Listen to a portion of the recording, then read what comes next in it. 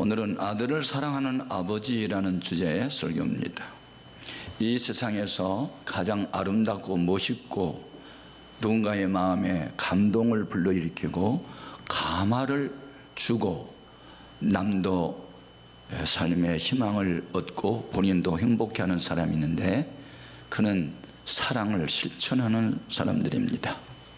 오늘 본문에 소개된 간질병을 앓은 아들은 아버지 사랑을 확인한 주님이 고쳐준 이야기입니다.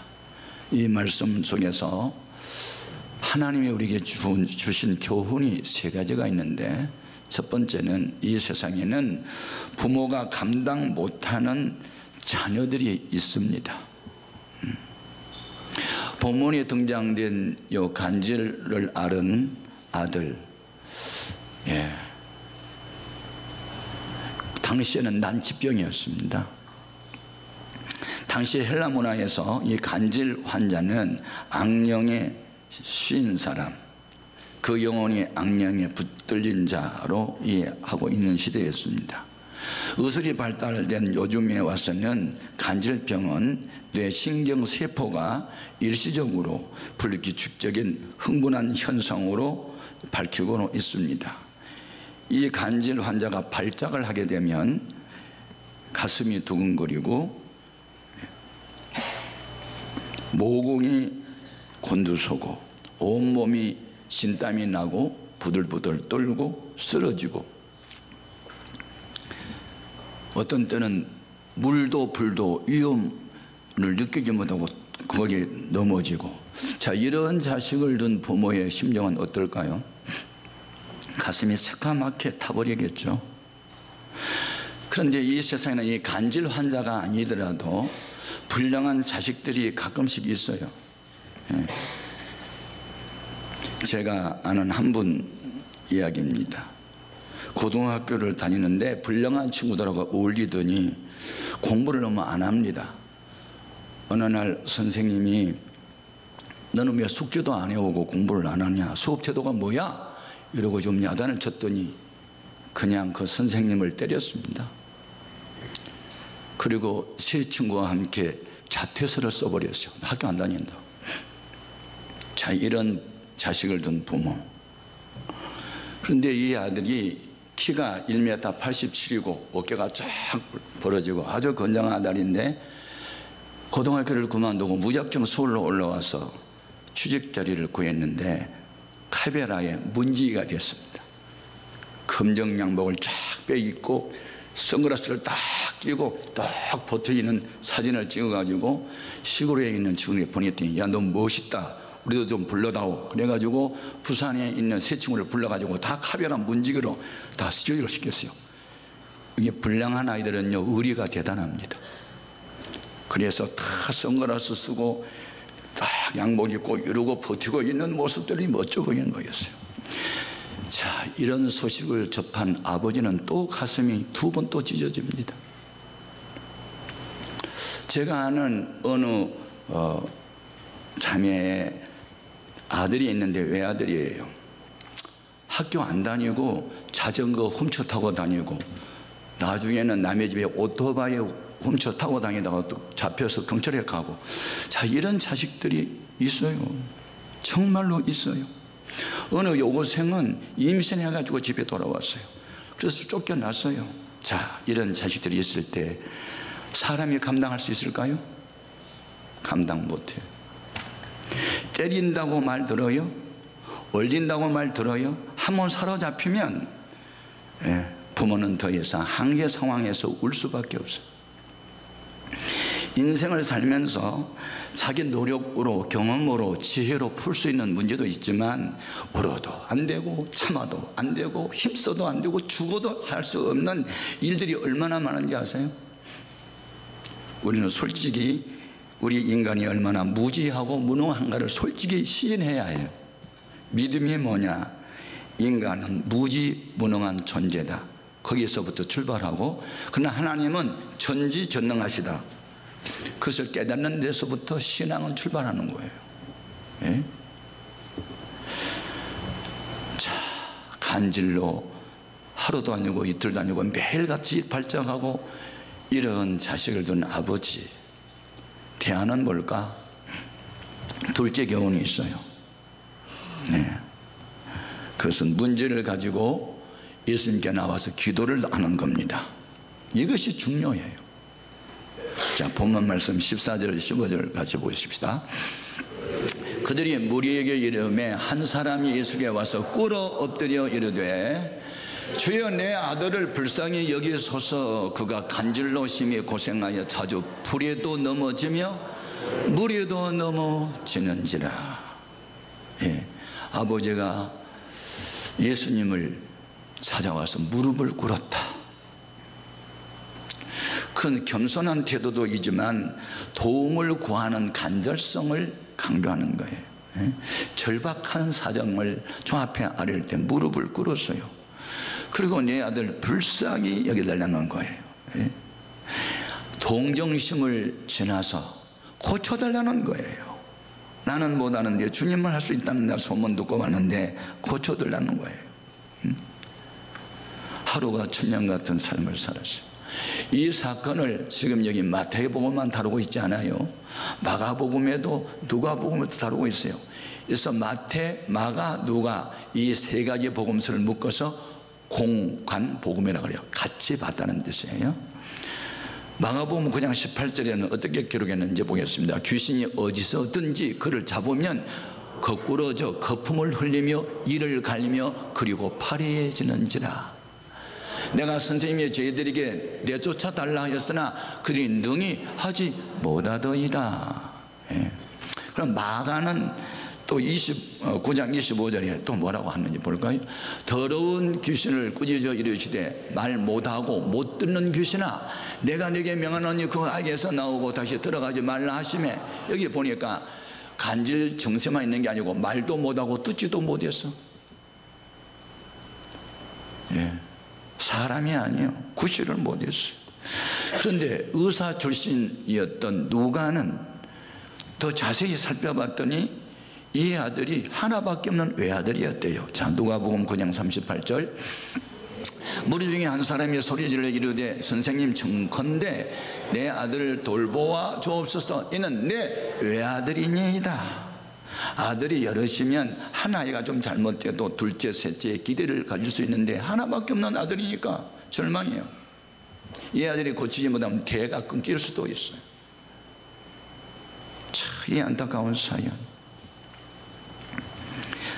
예, 그런데 그때 당시에 예수님이 베드로와 야고보와 요한 세 제자만 따로 데리고 저 높은 헬몬 산에 가서 기도하셨어요. 9명의 제자는 산하에 두고 갔어요.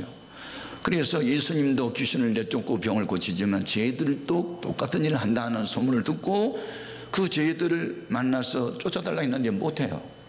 예수님을 이제 기다리다가 나타나니까 가서 무릎을 꿇고 사정을 아렸던 거예요.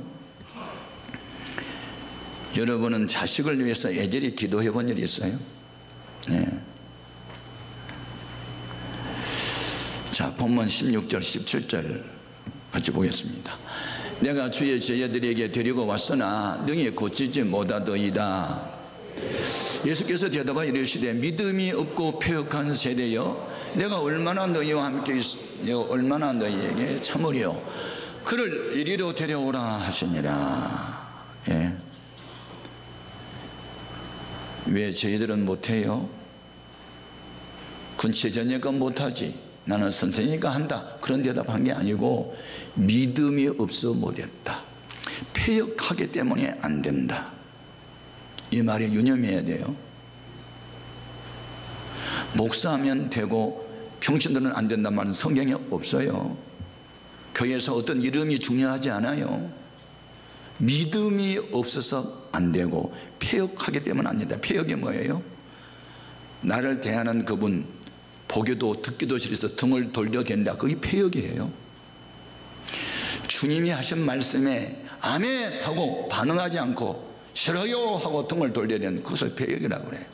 그런 신앙생활을 해서 무슨 기적이 나타나 안 된다는 거예요. 예?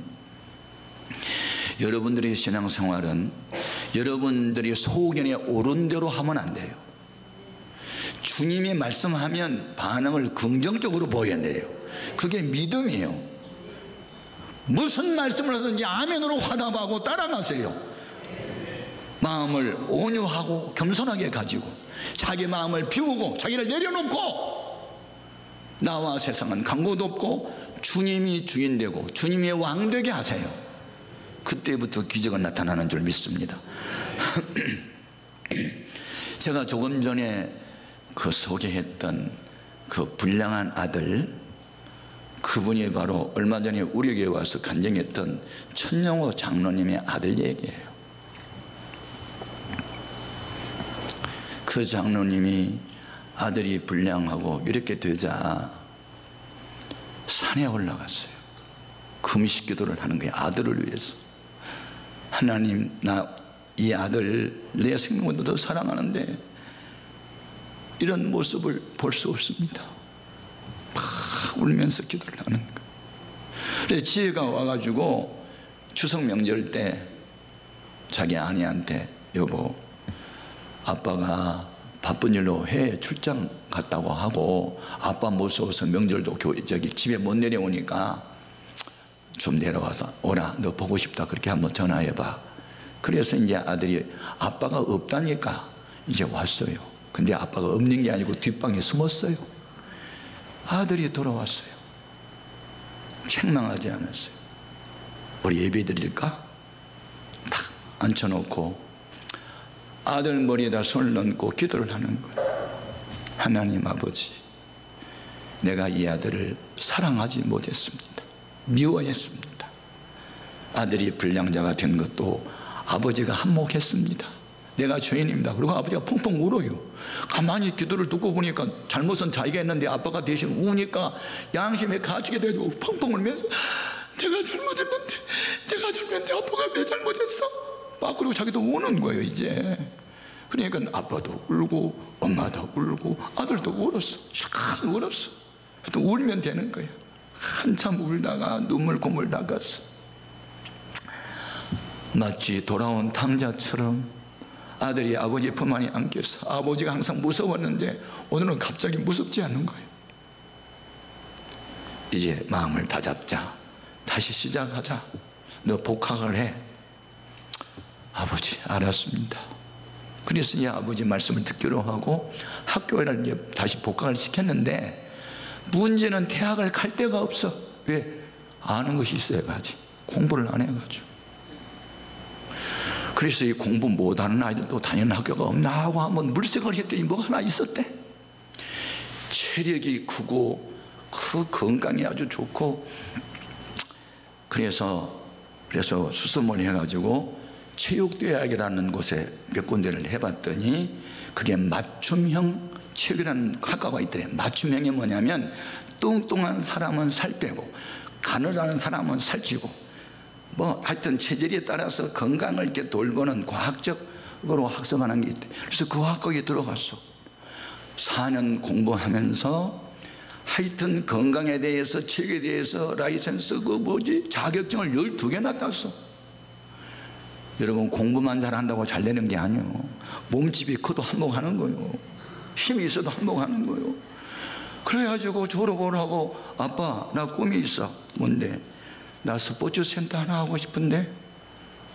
그럼 한번 해봐. 사람은 꿈에 살아야지.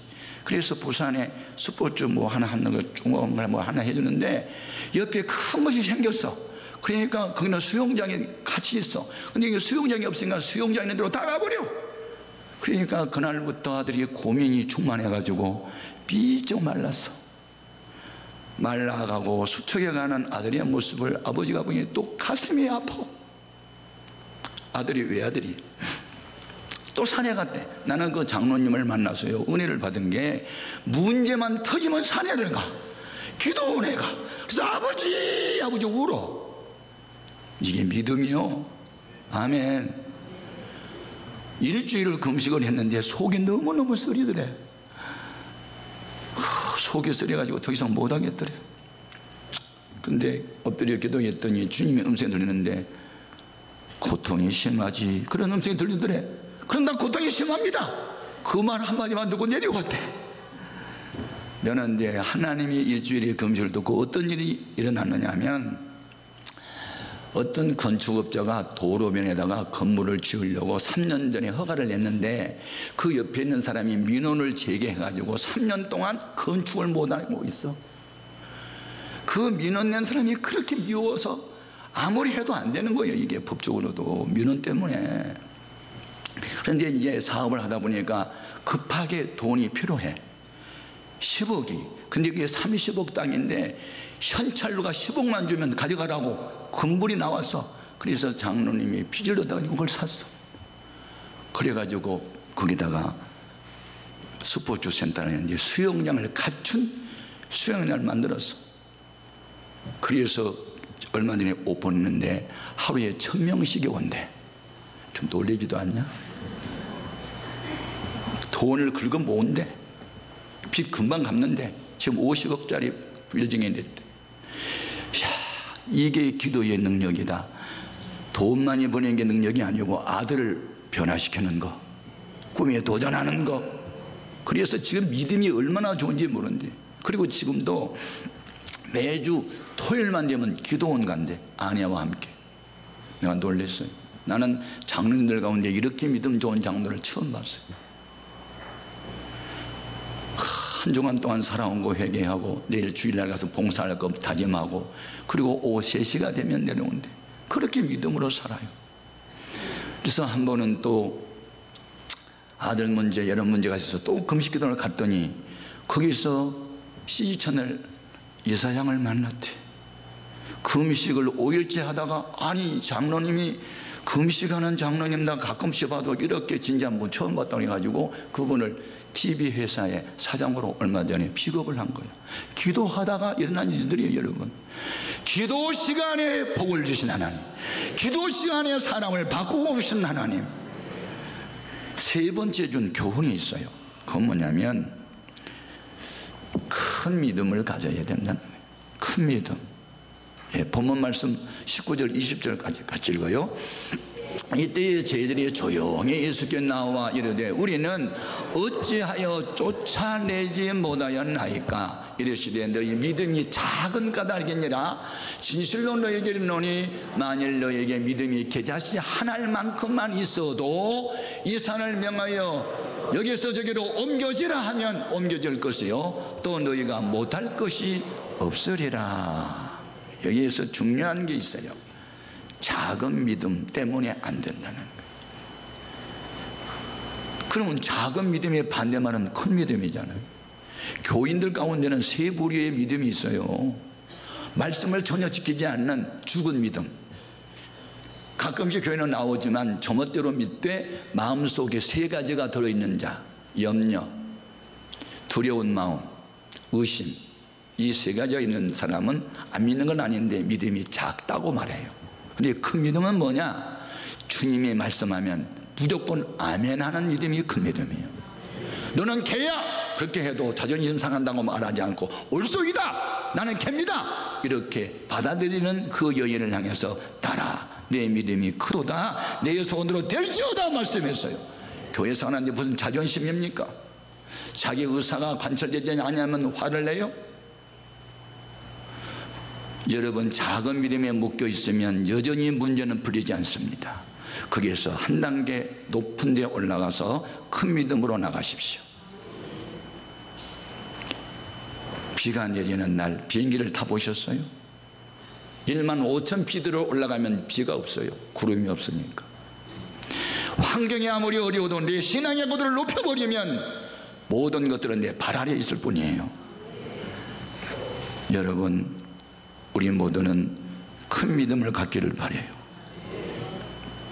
큰 믿음. 예? 이 큰 믿음의 사람이 그 집안에 하나만 있으면 그 사람이 그 집안을 개혁시켜, 혁명을 시켜, 바꿔버려. 저주받은 가정을 복받는 가정으로 바꿔버려. 그러면 이렇게 믿음 좋은 장로님 같은 아버지가 없으면 어떻게 하지? 우리는 그런 부모가 없어서 염려하지 마라. 내가 영적 아비 노릇하면 되지. 우리 엄마 아빠가 우상숭배하고 덕길로 가도 내가 영적으로 강하면, 우리 엄마 가슴에 품고 기도하면 그 엄마 아빠가 주 앞에 돌아올 수 있잖아. 문제는 믿음이에요. 아빠냐 엄마냐 아들이냐 딸이냐가 중요하지 않고 그 믿음을 가져버리면 역사를 바꿀 수가 있다. 아멘. 큰 믿음을 가져야 돼. 예? 큰 믿음. 여기에서 큰 믿음은 그냥 바로 그 믿음이 아니고 계자씨를 말씀하세요. 계자씨 보셨어요? 제가 성지순례 다녀오면서 계자씨를 이 사진 필름통에다가 사놓았는데 그거 얼마 한 필름통 하나는 한 3만 개 돼. 계자씨는 0.3mm 볼펜으로 이렇게 점 하나 찍으면 보일 둥 말 둥 그 정도 작아. 그런데 그 심어 놓으면 싹이 나서 자라면 3m까지 이렇게 자라. 나무가 와서 둥지를 틀어. 그 속에 생명이 있기 때문에 여러분, 계자씨 하나님 나라의 비밀, 처음의 시작은 미약하였으나 나중은 창대하리라. 여러분 속에 예수 생명이 들었다면 자라나야 되는 겁니다. 믿음이 어리면 어린아이와 똑같이 돼요. 철부재하다, 분별력 없다, 유혹에 약하다, 그게 어린아이예요. 믿음이 자랐다, 분별력이 있다, 힘이 있다. 그래서 성경은 우리더러 믿음을 잘하게 하라고 그랬어요. 자, 에베소서 4장 13절 이해와 같이요. 우리가 다 하나님의 아들을 믿는 것과 아는 일이 하나가 되어 온전한 사람을 이루어 그리스도의 장성한 분량에 충만한 데까지 이르리니, 이는 우리가 이제부터 어린아이가 되지 아니하여 사람의 속임수와 간사한 유혹에 빠져 온갖 교훈의 풍조에 밀려 요동하지 않게 하려 함이라. 오직 사랑 안에서 참된 것을 하여 범사에 그에게까지 자랄지니 그는 머리니 곧 그리스도라. 그리스도의 수준까지 우리가 잘하도록 노력해야 될 줄 믿습니다. 같은 과목이라도 3년 된 과목, 우리 아버지가 감나무 접을 붙였는데 텃밭에 3년째 되니까 꽃이 피고 열매가 맺었는데 14개 맺히더라고. 첫 해 3년 만에 처음 감이 열렸는데 10년이 지난 뒤에는요 20배 많이 열려. 200개가 더 열려. 같은 감나무인데 나무가 어리면 열매가 적고 나무가 크니까 열매를 많이 맺더라고. 마찬가지요. 여러분의 믿음이 작으면 작은 역사밖에는 못 거둬. 믿음이 크면 많은 것을 거두게 되는 줄로 믿습니다. 사도 바울이 세운 교회들이 많은 중에 고린도 교회는 1년 반 동안 투자를 했는데도 교회 안에서 싸움만 했어요. 그런데 데살로니가 교회는 3주만 투자를 했는데도 믿음의 역사와 사랑의 수고와 소망 중에 인내하는 온 마게도냐와 아가야 지방에 본을 보였어. 신앙생활 오래 했다고 믿음이 좋은 게 아니에요. 짤막한 연조 속에서 진리를 깨닫고 결단하고 나가면 그런 사람이 나중된 자가 먼저 될 줄로 믿습니다. 자, 데살로니가 교회 칭찬하는 말씀 보겠습니다. 데살로니가 전서 1장 2절 이하. 우리가 너희 모두로 말미암아 항상 하나님께 감사하며 기도할 때에 너희를 기억하면 너희의 믿음의 역사와 사랑의 수고와 우리 주 예수 그리스도에 대한 소망의 인내를 우리 하나님 아버지 앞에서 끊임없이 기억하미니 하나님의 사랑하심을 받은 형제들아 너희를 택하심을 아노라. 성경에는 청함을 받는 자가 있고 택함을 받은 사람이 있어요. 청함을 받은 사람은 교회에 오는 사람 다 청함을 받았다고 그러고, 구원받아 천국 가는 사람을 택함을 받았다고 그랬어요. 항상 그리스도에는 믿음의 역사와 사랑의 수고와 소망 가운데 인내하는 사람이 있을 때 그런 택한 자가 되는 줄로 믿습니다. 결론입니다. 아들을 사랑하는 아버지는 죽어가는 모습 아들을 바라보고만 있지 않았습니다. 차라리 내가 죽더라도 아들만큼은 살려야지. 그리고 주님을 찾아 나와서 엎드려 간구했습니다. 이런 아버지를 둔 자식들은 복이 있습니다. 자식을 낳아서 대학만 졸업시켰다고 자식 똑바로 된 게 아니고 그 속에 예수님이 들어가고 믿음이 들어가야 바른 사람이 되는 줄로 믿습니다.